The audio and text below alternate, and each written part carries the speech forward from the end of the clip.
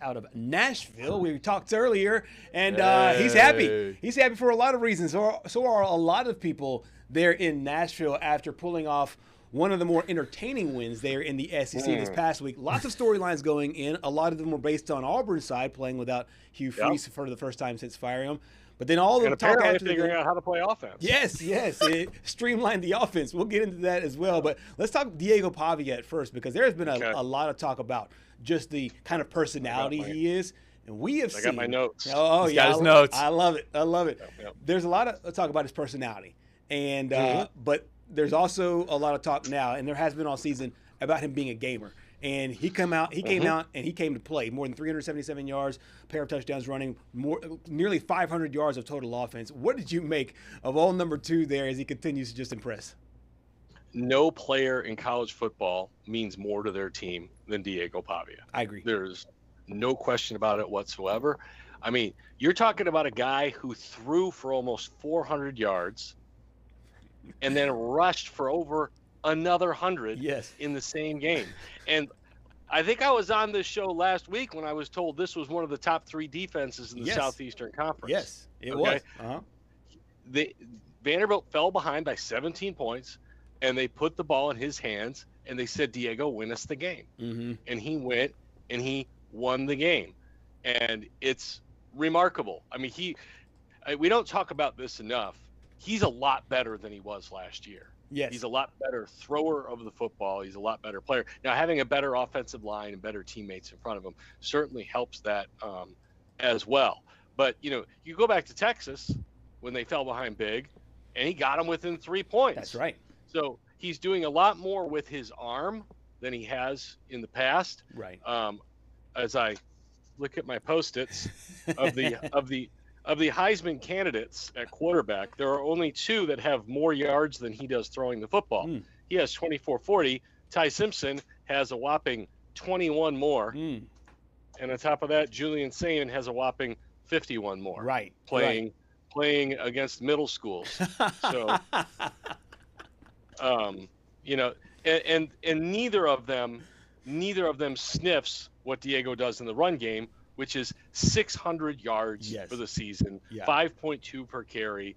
He might have more rushing yards himself than Alabama does as a team. Oh, for sure. Yeah. They cannot run the football. He's over 3,000 yards, and there's nobody who's close to it. And what's always impressive for me in that guy's regard, they know he's coming. Yeah. He's getting the ball. It's like Clark Lee is saying, "Okay, stop him. I don't think you can." And Yep. And they couldn't. Now they did on one big play. I still can't believe they didn't kick that field goal. Right. But they got away with it. No, look, he's incredible. He's special. And if he was at Alabama or if he was at Ohio State, we wouldn't even be talking about this. Yes. They would just hand him the trophy. Right. Corey, I would say he wins the Heisman and I hate to say it, if it weren't for the Alabama game, honestly, and the 2 red zone turnovers.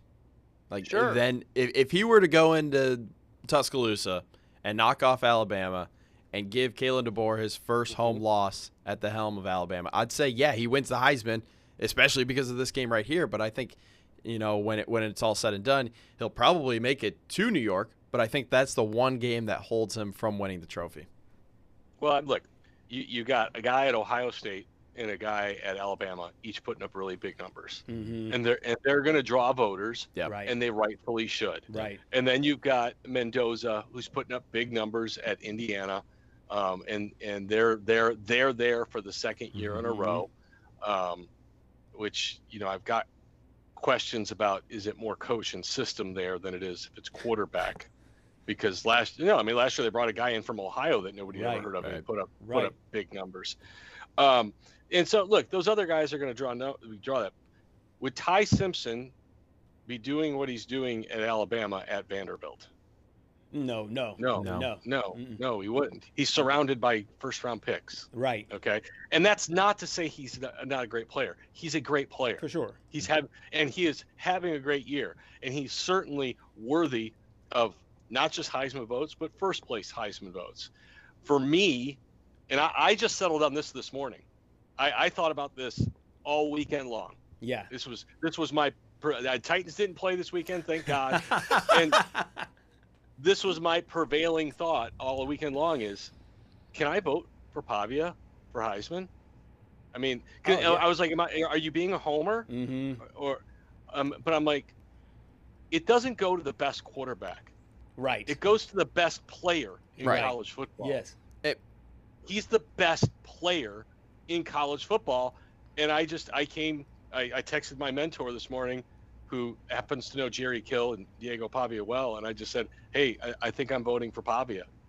And he said, well, he would certainly agree with you on that. And I'm like, well, yeah, I know he would. But I ran through all the thoughts, and I'm like, it's about the best player, right? And he's the best player. Now there's 2 more games to go, so a lot could change, right? But for me, that's kind of where I'm at right now. One of the big things about those Heisman moments, so to speak, is coming through against some of the better competition in those big games. Auburn, before that Vanderbilt game, had not allowed 25 points in any game so far this season. The upper crust of the SEC, one of the best there in the country. And then getting the win there in overtime and making the plays in the extra session to get it done. How big was this win, not just for Pavia, not just for the Heisman, but just for Vanderbilt overall? I know coming into the game, Vandy was seen as the better football team. They had to scratch and claw their way through it, though. Yeah, look, every game for Vanderbilt's a playoff game right now. Okay, so it is win or it's over. Because Clark Lee talked about it after the game. They are concerned with the playoffs, and that's it. That is their singular goal right now, is making the playoffs. So, they fell behind. Was it 17-3 or 20-3 in this game? Right. And when you have a guy like Diego Pavia, it prevents the rest of the team from panicking. Because they believe he will get them back in the football game, which he did against Texas and which he did again in this one. But yeah, all of the pressure was on Vanderbilt. There's no pressure on Auburn in this game. So Vanderbilt had absolutely everything to lose. Their defense is struggling right now, especially on the perimeter. We worried about speed on the outside being a problem for them, and it has begun to be exploited. And unless they can find a way to get it corralled, you really worry about what's going to happen in Knoxville. Can they score enough points to keep up with that Vol offense on that day, and what will likely be a win and get in type of game? But because this was not a good Auburn offense. No, it wasn't. No, and it was a juggernaut on Saturday. They could not stop it. So they've got some stuff to figure out. But it's a huge win, and I know Kentucky. They just plowed Florida. They're all huge games. They're all playoff games the rest of the way. Absolutely. We got a chance to hear from Clark Lee about the playoffs and just what this game and what this rest of the season means as far as the postseason. I said this to the team today in the hotel. I mean, that we're out of opportunities. Everything's at stake, and the mission's winning. So, if at some point we're dealt a blow, and we'll still be on mission. But until otherwise, we're aiming for those playoffs, and that's important to us. Right now, it's going to be have the best bye week we've ever had. Let's get freshened up and get rested. Then we'll shift our attention to Kentucky, and obviously you've got a two game stretch run here at the end to close it out. But yeah, we own those words. So obviously the playoff talk is what they were talking about right now, as far as they're not making any bones about it. Hey, this is not like go 1-0, all that kind of stuff. What do you think the message is this week with the team? I know that they'll have limited time as far as on the practice field and whatnot, but what do you think the message is this week as they prepare for those final 2 games? Well, you got to be ready. You can't look at Kentucky's record, because they just beat Florida by 30. Right. All right. Right. And you've seen college football in the last couple of weeks look like pro football, where teams that aren't supposed to win are winning because the field with NIL is more spread out, and it's maybe a little bit more even than people realize that it is. Cal just knocked off Louisville. Wake Forest just knocked off Virginia. We can go all over the place, and find games. I mean, it's happened for 2 weeks in a row. Mm-hmm. So I will tell you guys what I tell you every week. Vanderbilt can totally lose this football game. They are not above losing this football game. They almost lost Missouri and Auburn. Now they're 3-0 against Tigers. They're out of Tigers to play against this year. So that's a problem. But they have to be ready. They have to fix their defense.